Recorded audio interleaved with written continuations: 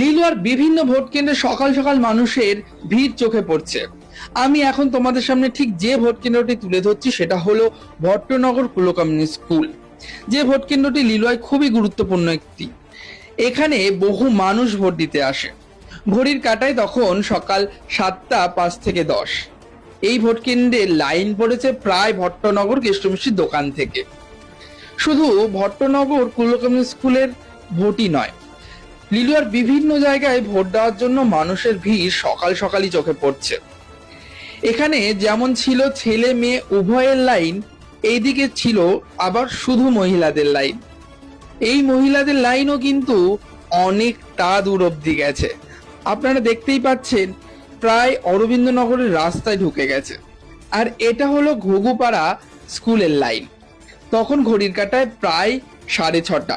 Vote শুরু হতে প্রায় আধা ঘন্টা দেরি। তার মধ্যেই মানুষের ভিড় খুব চোখে পড়ছে। এই ভিড় শুধু ভোট দেওয়ার জন্য।